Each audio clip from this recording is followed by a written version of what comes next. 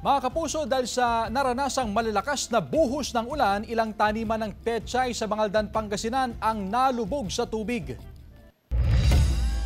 Kaya naman produksyon ng pechay sa bayan ng Mangaldan bumaba dahil sa pag-uulan. Presyo ng pechay doble naman ang itinaas.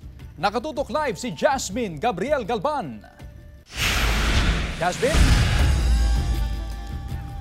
Chris, tuloy-tuloy ang ginagawang monitoring ng mga magsasaka sa kanilang taniman ng pechay dito sa Mangaldan, Pangasinan. Maagang binisita ng mga magsasaka ang kanilang taniman ng pechay sa Barangay Lanas, Mangaldan, Pangasinan.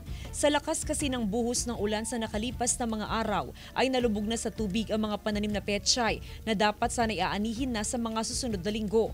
Kaya imbis na kumita, kung hindi maagapan ay posibleng hindi na mapakinabangan ang mga pechay na nalubog sa tubig. Nalunod sa tubig, yung malalakas na ulan. Kaya ito ang nangyari. Na maraming namamatay. Na pechay ngayon? Oh, yeah, pechay. Sa monitoring ng Mangaldan Municipal Agriculture Office, nabawasan na ang produksyon ng pechay sa bayan simula ng maranasan ng mga pag-uulan sa nakalipas na mga araw. Dahil sa pag-ulan na medyo dahil naghahanda ng mga magsasaka para sa pagtanim ng palay, medyo kumunti yung ibang farmer, medyo binabawasan na nila yung production nila. Dahil sa kakaunting supply ng pechay, doble nang itinaas sa presyo nito. Malaki lang yun para sa amin yun. Para guys makabawi dun sa makabawi sa sa logi. As of May 19, 2025, nasa 60 pesos ang farm gate price ng pechay, habang nasa 70 hanggang 75 pesos ang per kilo ng retail price ito sa mga pamilihan.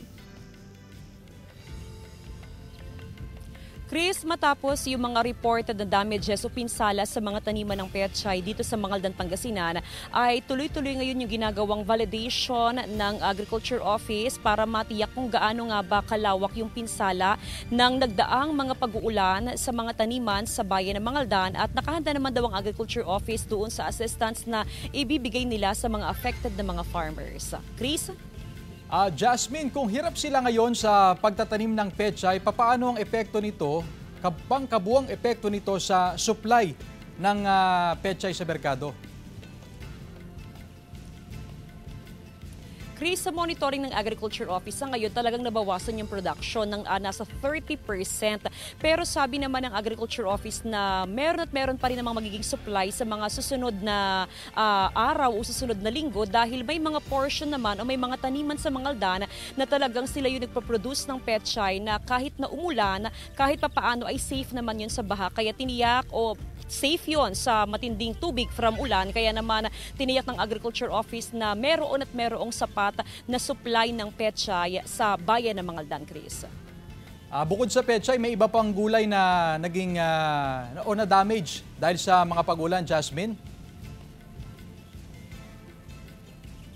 Dito, Chris, sa Mangaldan, Pangasinan, so far wala na. And even sa probinsya ng Pangasinan ay hindi naman ganun katindi yung effect ng pag-uulan sa ating mga taniman, sa mga taniman ng mga magsasaka doon sa mga native na vegetables. Actually, mas naging advantage pa sa mga farmers yung naranasang mga pag-uulan para makapag-produce ng mas magandang quality o ani ng gulay, gaya na lamang ng okra, ng talong at ng ampalaya. Pero Chris, sa highland vegetables, sa part naman ng Benguet, medyo matindi yung effect sa kanila ng mga pag-uulan, kaya naman naapektuhan yung supply ng highland vegetable, dahilan din para tumaas ang presyo ng highland vegetable, Chris. Maraming salamat, Jasmine Gabriel Galban.